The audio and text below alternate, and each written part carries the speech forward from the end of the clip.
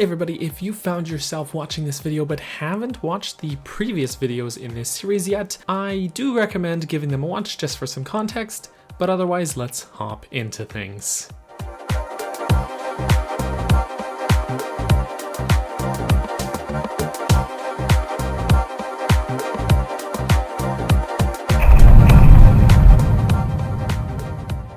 Alright, we have finished the forest, fire, and water temples.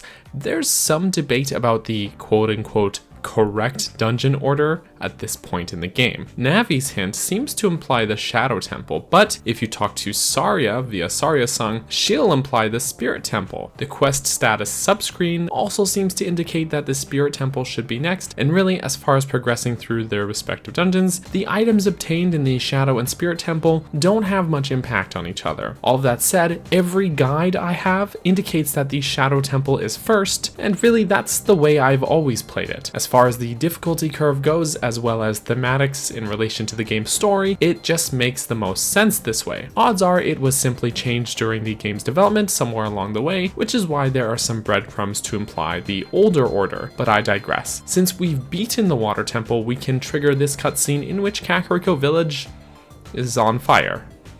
Sheik and Link get their butts kicked by some mysterious evil that has escaped from the bottom of the well. Sheik tells you that Impa headed off into the Shadow Temple. Anyways, if you try to enter the dungeon, you'll get this hint at the very start that you need the Eye of Truth. So, much like the Ice Cavern and Water Temple, we will need to go and complete a mini dungeon before we can actually head into the Shadow Temple. In order to enter this mini dungeon, you'll need to make sure you have learned the Song of Storms from Guru Guru at the windmill, which you can use as Child Link to drain the well by making it rain.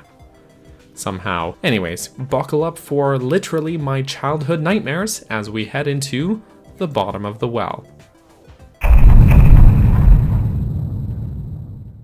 The implications of the bottom of the well are really quite dark. There's an old man in Kakariko that tells you that some guy who had a way of always seeing the truth had a house where the well now stands. So, is this the remains of the underground basement of this guy's house? And if so, why is it full of corpses and torture equipment? In all honesty, my personal headcanon has always been a combination of these elements. It feels to me like it's a portion of the actual Shadow Temple that through some underground cave-in or some other means was blocked off or inaccessible from the rest of the main dungeon. It even shares the same dungeon music as the Shadow Temple, but more on the music later, as well as its architecture and themes. But then, how could it be a part of the Shadow Temple and also the remains of this ancient person's basement? And this still doesn't exactly explain all of this nightmarish stuff here. It's food for thought though. However, that's all theory territory, and this is a dungeon design analysis video, not a theory video, so we'll just move on for now. Bit of a personal origin story here, however. I can trace back my interest in reading maps and delving into dungeon design right to this very dungeon. Why? Because this place scared the bejesus out of me as a kid. So I was very keen on minimizing my time in here. Now, as an adult, I prefer to explore every single nook and cranny in order to 100% complete the game. But back then, if I could avoid being in any room with a re-dead, then that's what I'd do. So if you're like child me and would like to avoid spending any more time here than you have to, here's how you can be in and out of the bottom of the well in less than 10 minutes. As soon as you enter, get past the Skulltula and through the first hallway. In the large main room, loop all the way around to the back of the room and drain the water. Loop back around to the front of this main room, drop down to this ledge. Since the water is drained, you can now crawl through this space here. Climb up the ledge, go into this door, defeat the boss, and grab the Lens of Truth. Now you just have to backtrack a short way to the entrance and you are out of here with minimal childhood trauma. Okay, but you'll miss a lot of the goodies if you do it this way. So here's how, if you care about completion, you should actually progress through the bottom of the well. When you first come through the hallway and into the central room, you can pretty well take your pick of any of the holes in the floor that you can drop into.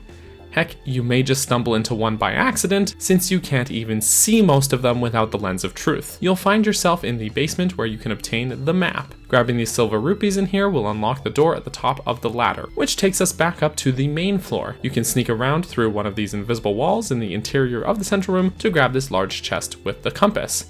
You'll have to make sure to approach it this way, as if you try to take the obvious route, you'll fall back down to the basement again. Now that we have the map and compass, we just have to comb through the dungeon to get the rest of the goodies, including a key hidden just around the corner from the compass, and a second one just a little farther down the hall. You can nab yet another key in this coffin room on the far west side of the dungeon. There's a lot of pointless treasure chests around here as well, which mostly have things like rupees or deku nuts. You can pretty well head for the boss room at this point if you want, but if you comb through the rest of those locked doors, you can grab some gold skulltulas as well. Heading into this boss room, we'll find yet another case of the old childhood nightmares. When you first enter this room, you'll find it empty with the exception of these creepy hands extending out from the ground. Nothing will happen until you let one of those hands grab you.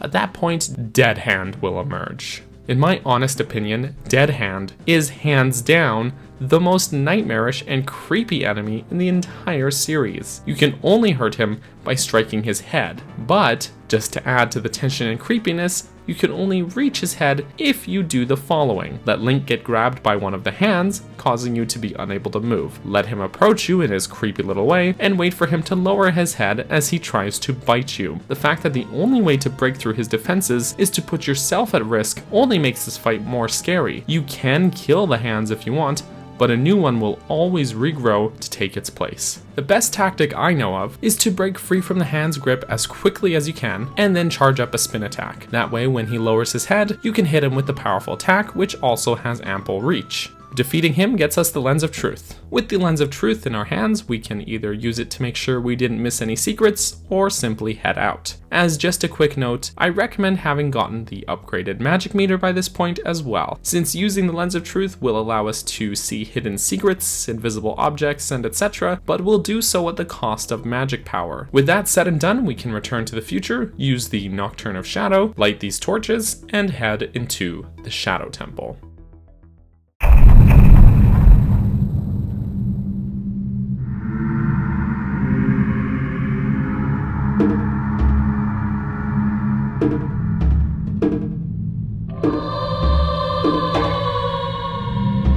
The Shadow Temple is honestly one of the most straightforward as far as its progression goes, even more so than the Fire Temple. In fact, I personally think it's one of the easiest dungeons this game has to offer, but what it lacks in difficulty is made up for in its creativity, unique designs, ideas, themes, and atmosphere. And of course, it's scary as heck. So even though it may be simple from a progression standpoint, especially right after the Water Temple, this dungeon was always hard for me to get through because, like the bottom of the well, there are rooms that floor to ceiling are made of skulls. There's torture devices, bloodstains, guillotines. You get interrupted with these cryptic messages from spirits that linger throughout here. And of course, most of the enemies are of the nightmarish undead variety. The dungeon's biggest challenge is just pushing yourself through it mentally. It's done wonderfully. Also, just as a side note, but whereas most dungeons typically have your main floors and a basement or two, the designers chose specifically to label each floor in this dungeon under basement, which really just hammers in that scary underground descent idea further with just a small change in text.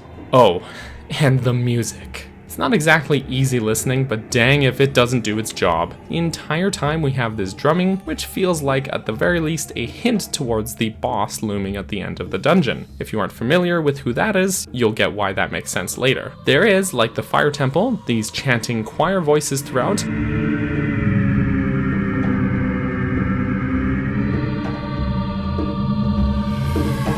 But where the Fire Temple sounded more like a proper choir or prayer sort of chant, these ones sound downright haunting. Literally. This would do well enough as it is, but then they hit you with this harpsichord sounding instrument that scales in and out, and it never fails to send chills down my spine. Whereas the previous dungeon's tracks went the route of mystery and ambience, this track just makes you feel uneasy and unsafe.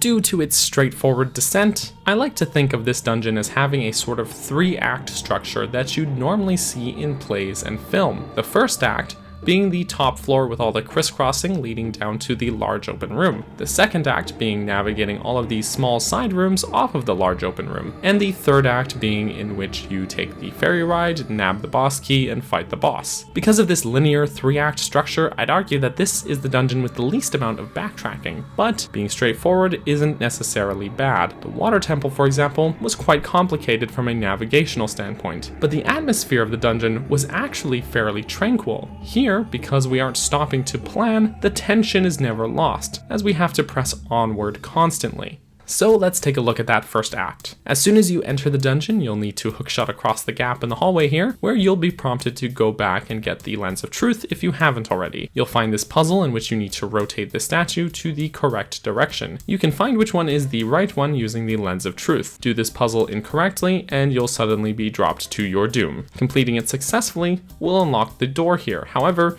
we can't actually reach that door yet, so we'll need to shelve that for now. If you look around with the Lens of Truth, you'll find a hidden door here. There's 2 square rooms off of here, with 2 more offshooting rooms. The first one will get us the map. If we press on deeper this way, we'll have to have a rematch with Dead Hand. Ugh. Again, you can defeat him the same way as before, and as much as I could go on about his creepiness, I think we adequately covered that in the bottom of the well segment. Defeating him will earn us the hover boots. Now that we have these, we can cross that gap from before and move onwards. This takes us deeper underground to this Bimo's room here, which has 3 doors that we can go through. The southern door has this small Gibdo fight, which rewards us with the compass. This always seems like such an odd choice to me, that we get the map, compass, and dungeon item in such a short succession like this so early in the dungeon. But hey, since this dungeon has such a small amount of backtracking, maybe that was done out of necessity, so that you wouldn't accidentally miss any important treasure chests or keys. Anyways, if we cross the Bimos room into the northern door, we'll have a silver rupee challenge in this room with the spinning Reaper statues, which will reward us with a key. We'll see the tail end of a shortcut that we'll have to create later, but otherwise we can move on.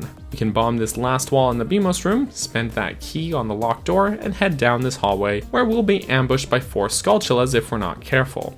Oh, watch out for the guillotines. Act 1, check.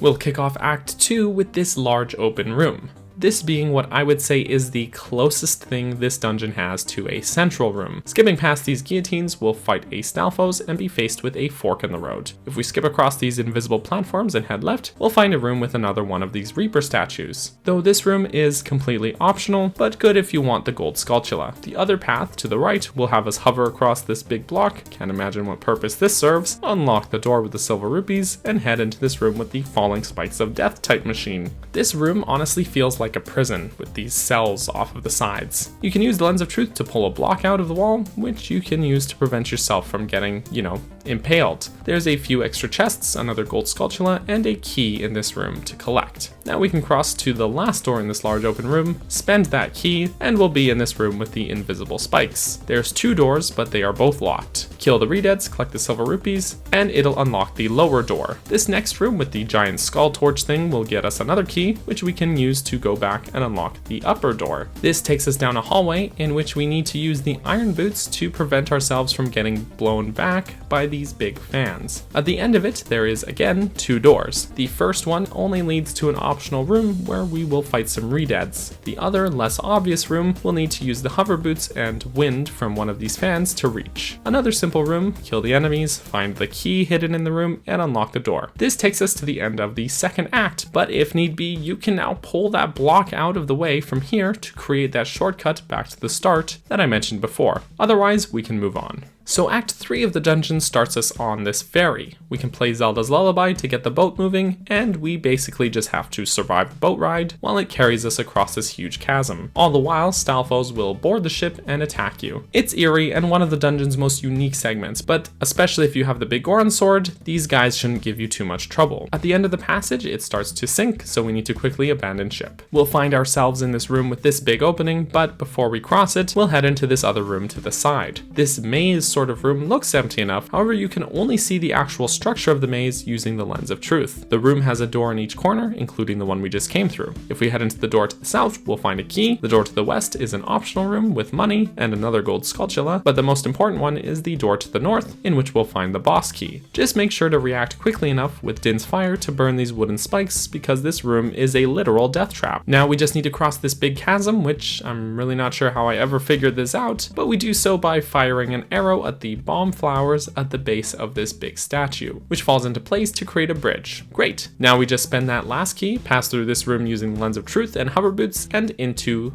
the boss room.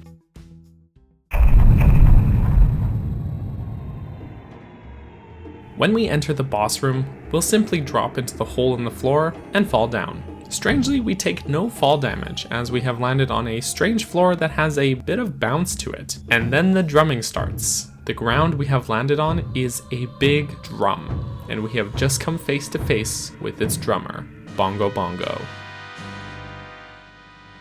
Bongo Bongo is one of the game's most mysterious bosses. Very little is confirmed about his backstory, but he is certainly the center of a lot of fan theories. His design is grotesque, since he's basically a body with a severed head and hands, and a big ol' eyeball in place of where his bloody neck stump should be. Since his hands are severed, they can, and do, move freely from his arms to attack you. A lot of future Zelda dungeon bosses take notes and their basic design concept right from Bongo Bongo here, though I do find it strange that he is the only boss in the game in which the dungeon item is not actually required to beat him. You can do this without the hover boots entirely. Instead, you need to use the bow and the lens of truth, but still the formula is simple enough. Shoot his hand with the bow, then shoot his eye, then attack with your sword when he's stunned. Pretty well the same as what we're used to at this point. Though that said, his attacks are pretty quick, so he will put up a fight. Pro tip, if you use the big orange sword and crouch stab him, you can defeat him absurdly quickly, but if you choose to not exploit that, you can have a pretty decent fight on your hands. Once he's down, he'll melt away, and we'll see that he was in fact that mysterious thing that whooped yours and Sheik's butt before. We get our heart container, and Impa is awakened as the Sage of Shadow. So that's the dungeon. From a difficulty standpoint, the Shadow Temple almost feels like a step backwards from the Water Temple. The navigation is pretty straightforward, in which you'll keep hitting locked doors where keys are very readily available, and you won't be backtracking or crisscrossing an important central room. Instead, you're constantly traversing deeper and deeper into the depths of this dungeon. In fact, it's the only dungeon in the game in which the boss room is not closely connected to the dungeon entrance, which makes you feel more isolated from the world when you reach it. Living up to its name, the Shadow Temple paints a darker picture. The horrors in the Shadow Temple aren't really the doing of Ganondorf, but instead this sheds some light on the dark and bloody history of the Hylian royal family. There is a lot of implication here of something more sinister. Both the bottom of the well and Shadow Temple alike are some of the series' darkest and scariest dungeons, giving us a peek at the evil that those in power tried to bury. It's pretty messed up. Obviously, there is a lot of speculation and theorizing surrounding these locations, and that speaks volumes about how well these design choices were implemented. I would have liked for it to be a bit more difficult, but it more than makes up for that with its scary atmosphere. I like it a lot.